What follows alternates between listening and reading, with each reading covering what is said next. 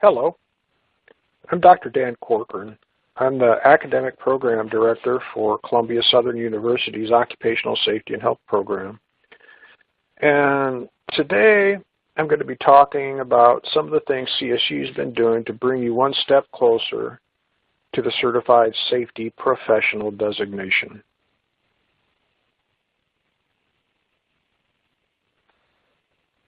Basically, my plan for today is to talk to you a little bit about the BCSP and the CSP. Now, the BCSP is the Board of Certified Safety Professionals, and the CSP stands for Certified Safety Professional, which is a professional's designation that people can earn from the Board of Certified Safety Professionals. So I'm going to go into some detail about that, and hopefully you'll walk out with a better understanding of what that's about if you don't already have a familiarity with that. I'm also going to talk to you about qualified academic programs. Now that is basically a program that has been reviewed by the Board of Certified Safety Professionals and determined to be of adequate quality to earn that designation, the Qualified Academic Program designation. And I'll go into some detail about that. And I'm also going to talk about CSU's program efforts, some of the recent updates we've made to our programs in order to be able to submit the programs to be reviewed by the Board of Certified Safety Professionals. And we have, in the past several months, earned the Qualified Academic Program designation as a result of those efforts. Finally, I'm going to talk a little bit about CSU's Bachelor of Science in Occupational Safety and Health program and how it can benefit you. Okay, so let's start off talking about the BCSP and the CSP. Now, the BCSP stands for the Board of Certified Safety Professionals, and the Board of Certified Safety Professionals is an accredited professional certification granting organization that essentially awards a number of certifications, okay? It's a nonprofit organization, and it awards the certifications that are listed here on the slide. I'm going to be focusing primarily on three of the certifications, and it's the first three on the list. The first one is the ASP. That stands for the Associate Safety Professional, okay? And generally, the goal here in looking at these first three designations is to earn the CSP. That's kind of like the main certification that safety and health professionals want to earn. And in order to earn that, first you have to earn the ASP, and that typically involves having to sit for an exam after meeting a minimal educational requirement. I'll talk a little bit about that educational requirement here in a bit. But so there's a sequence. You have to sit for the ASP exam, and then after you've passed that exam and have worked in the field for a while, then you sit for the CSP exam. That's generally the way it works. Now, the GSP designation is a way to kind of work around the ASP and the CSP so that you don't have to take both exams. And I'm going to talk about that in a future slide. But anyway, these three are related. And the end goal of all of this is to earn the CSP designation. The CSP is the Certified Safety Professional designation. And the CSP designation has an educational requirement and an experience requirement and a testing requirement. The educational requirement, the minimum education that one needs to have in order to be able to sit for the CSP exam or to earn that credential, is an associate's degree in a field in the field of safety and health, okay, or a very closely aligned field. So that's the minimum. It's the minimum educational requirement.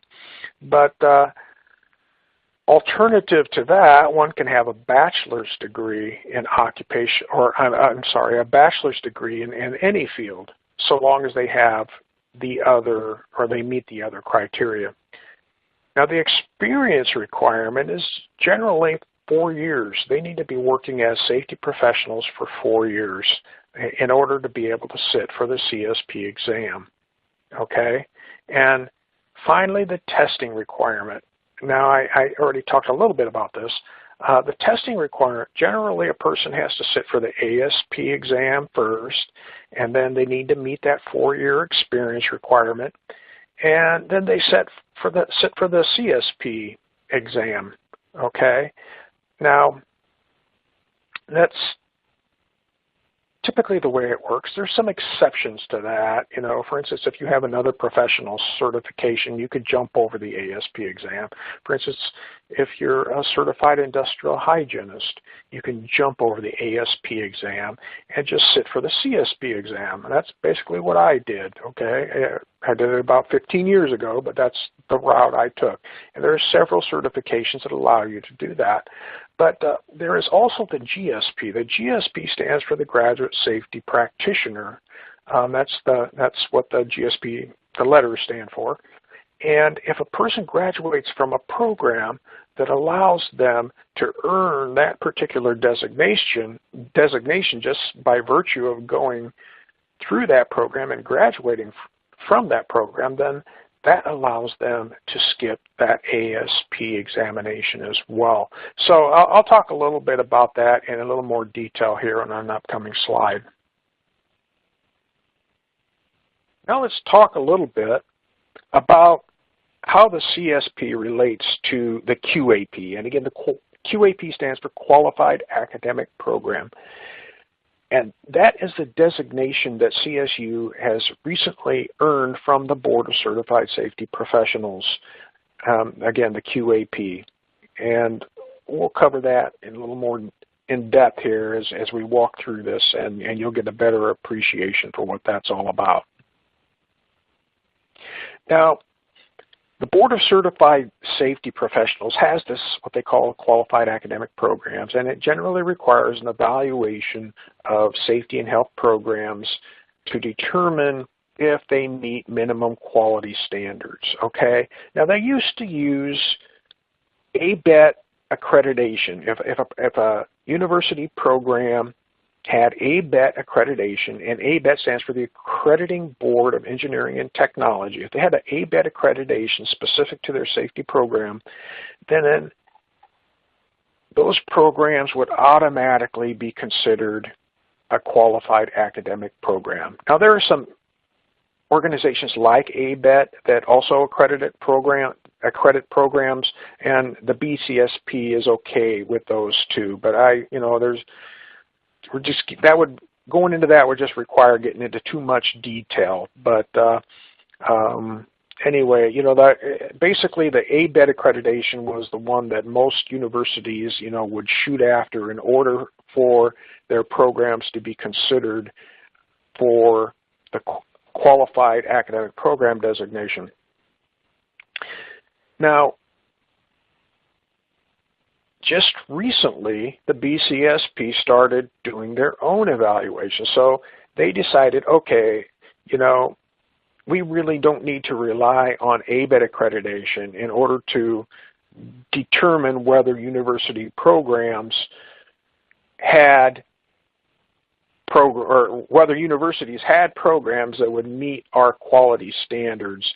We're going to start doing our own evaluations, and that's what they started doing last year. And what they use for the criteria is what they call their ASP9 document, and basically that's a study document. It's a study document for the ASP exam, okay? They use that as an evaluation guide.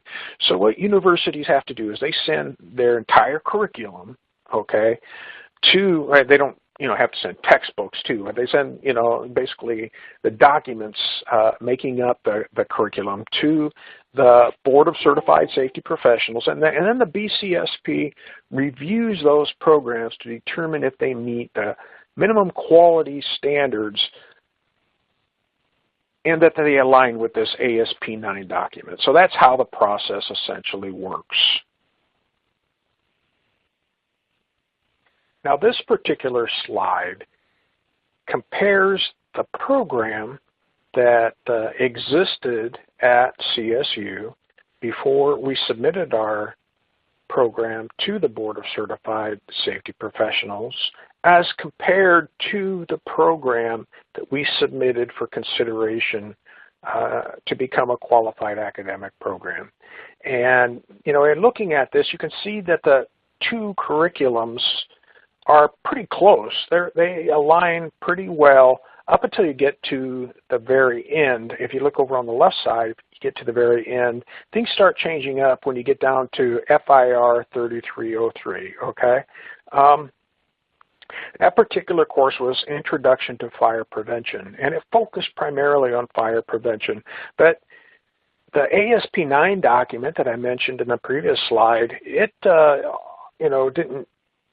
There were aspects to that document that also required some consideration for fire protection issues as well. Now, we already had a course, FIR 4311, which dealt with both. And so we essentially replaced FIR 3303 with FIR 4311 just to bring in that more fire protection related items into that particular course. We also added a couple of courses. One thing we didn't have in the previous curriculum was an environmental requirement. And safety and health practitioners, as you probably know if you work in the field, have to deal with environmental issues quite a bit. And it's also an issue that is included in that ISP9 document. And we touch on environmental here and there. There's a little environmental in the industrial hygiene course and, some of the others. But we never really focused on that in any of our coursework. So we pulled in an environmental course. And then finally that you see over on the right, the OSH 4308, that's an advanced concepts in environmental safety and health course. We've had that for a while, and it's a fairly quantitative course, but it's just been an elective. And we decided to add that because it addressed some issues that we didn't have elsewhere that we thought would be a good addition to the program and aligned well with the ASP document. If you look at the left side there, you see there used to be 2 required electives, and the student could choose between, I think it was 5 or 6 courses. But now with the new curriculum, there really is no choice for those professional electives. There's still a lot of electives that, just in the general program that students can choose to elect, but this particular professional elective, choose 2 from group B thing, that kind of went away in order to make room for these other courses.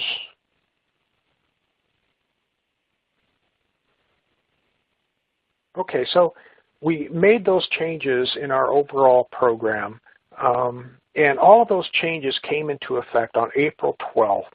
Of 2017. And again, this is the program we submitted as, or to be considered as, a qualified academic program by the Board of Certified Safety Professionals. One thing I didn't show in the previous slide is that there are also some prerequisites that were identified specifically for the program.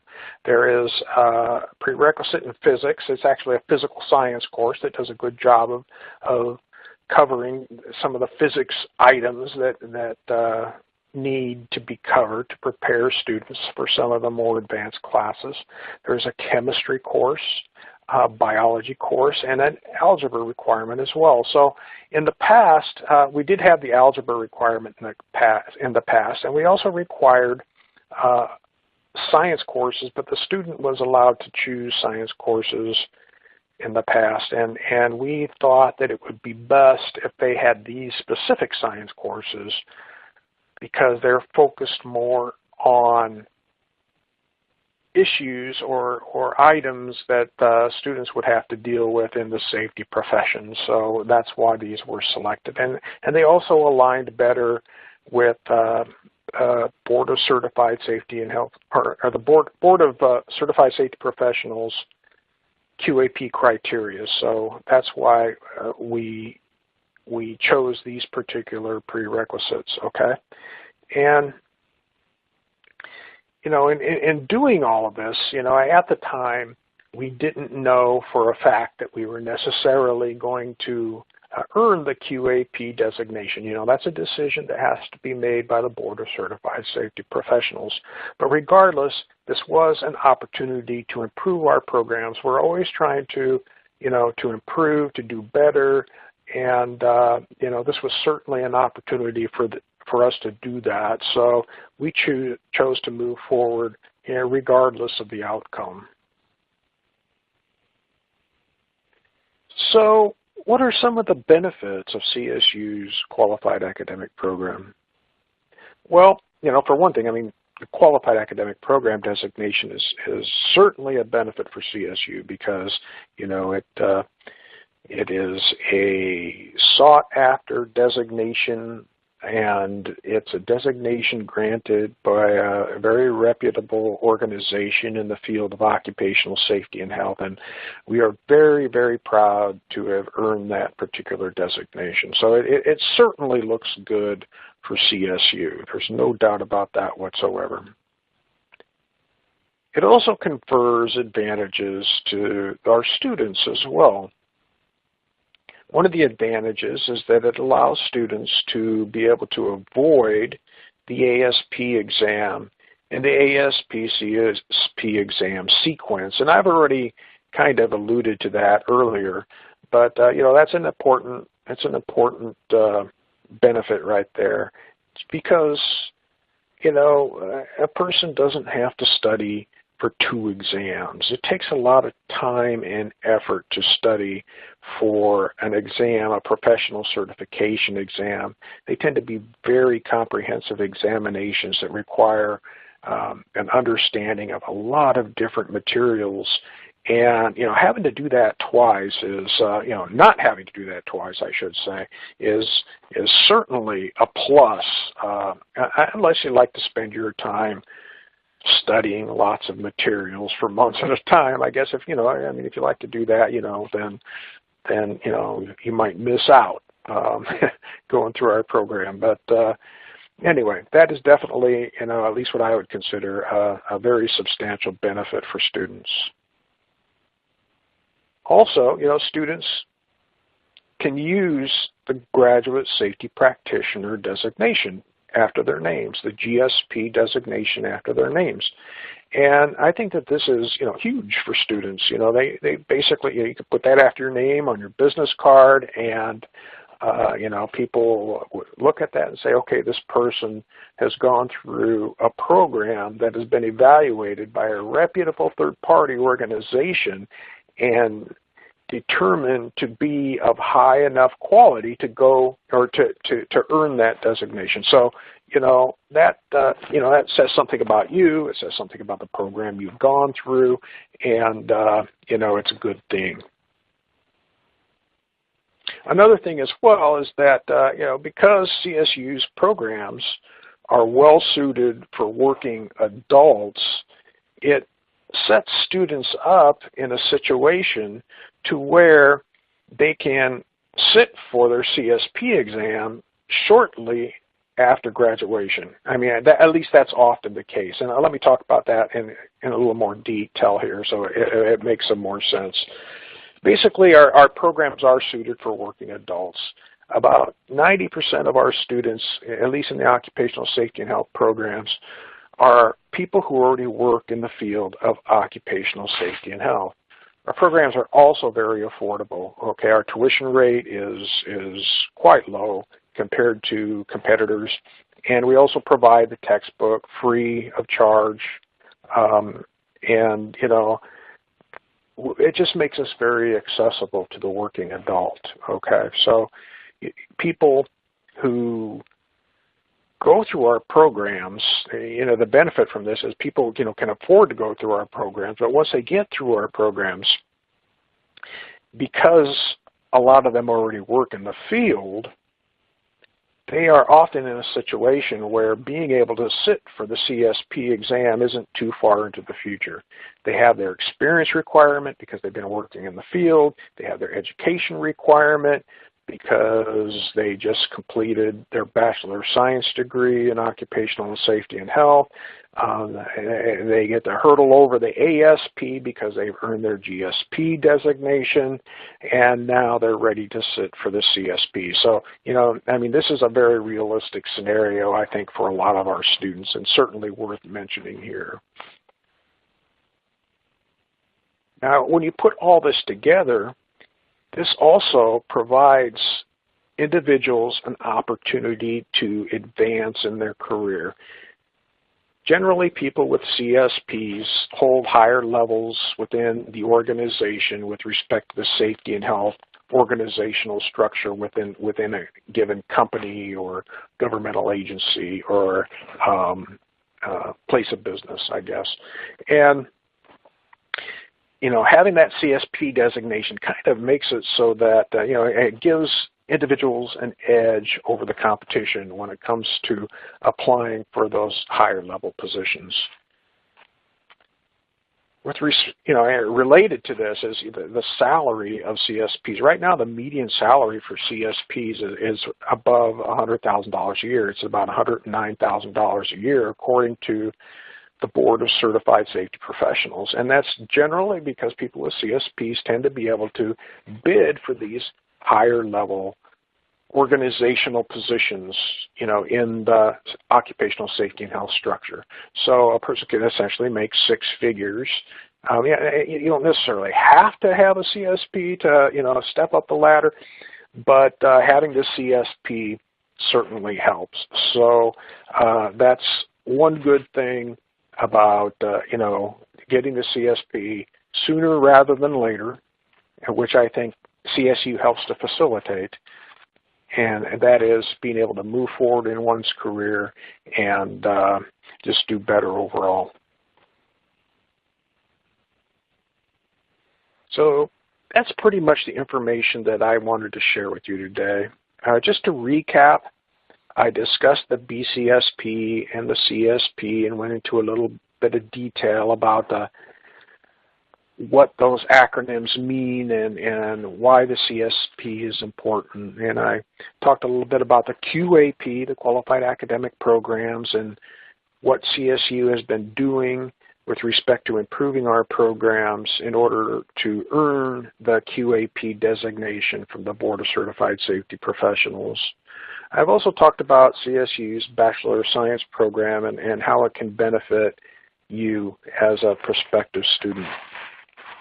I do want to provide a quick cautionary note, however, and that is that it's important, I think, for people to do their research when it comes to putting forth efforts to obtain a given certification.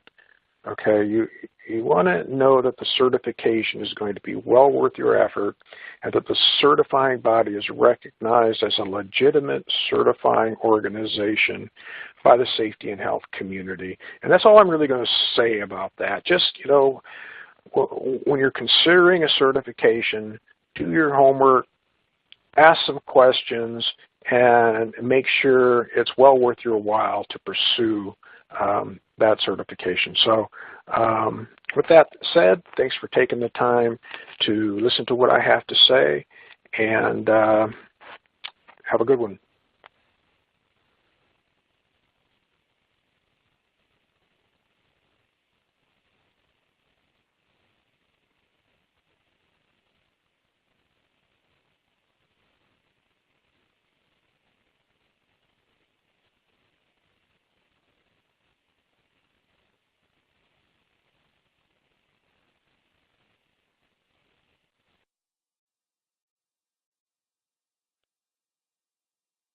Okay, now we start the question and answer part of the webinar.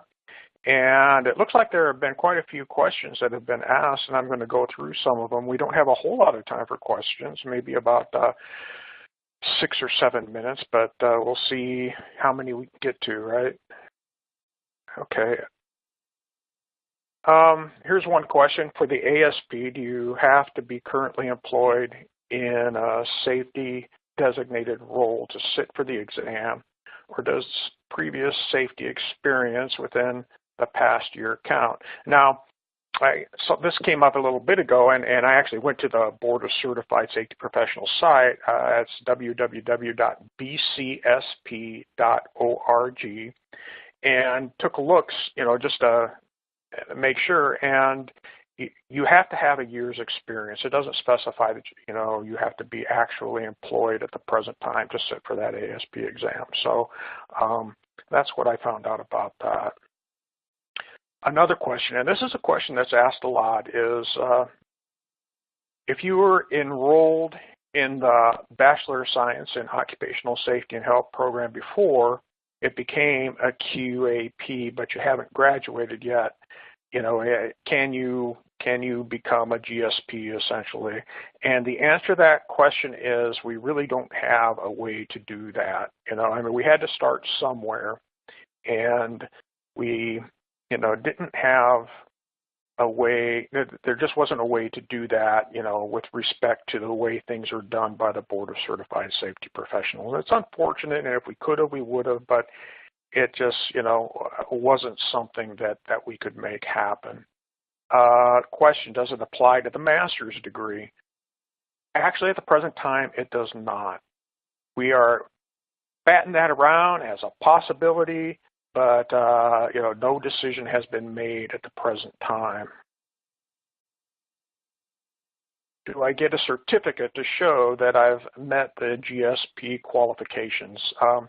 Basically, the way it works is, once you receive the degree, once you've graduated, you have to apply to the Board of Certified Safety Professionals, and they're going to ask you for your transcripts, and what you're going to need to do at that point in time is to contact CSU and get a copy of the transcript. And there's also going to be a letterhead that says that you actually graduated from, a letterhead document that says you graduated from the qualified academic program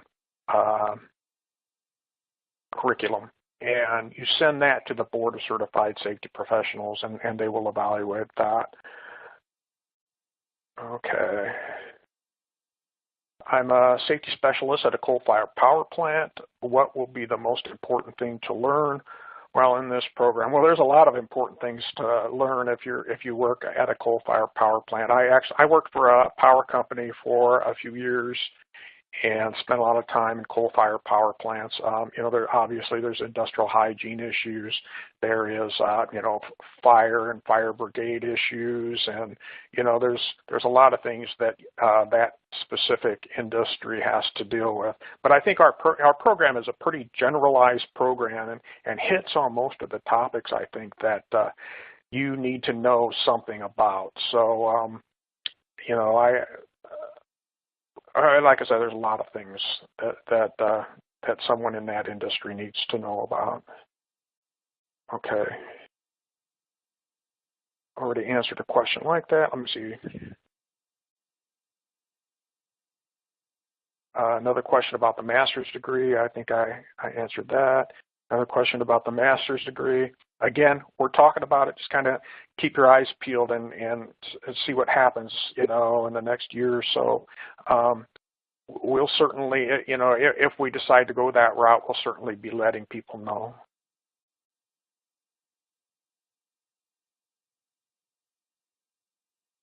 ISO 14000, no, we don't offer that certification. We have a course that deals with that in the graduate program that deals with just safety management systems, but not specific to ISO 14000, though it is discussed in the course. Okay. I'm starting to run out of time here. I only have less than a minute left. There's a question about career path.